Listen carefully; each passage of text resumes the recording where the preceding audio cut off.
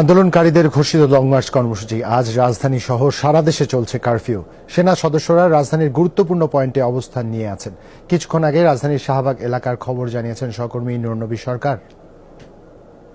আমি অবস্থান করছি হোটেল ইন্টারকন্টিনেন্টালের যে মোড় রয়েছে সেখানে। আমি দেখতে পাচ্ছি আমার পেছনে সেনা সদস্যরা সাজোয়া যান নিয়ে অবস্থান করছেন।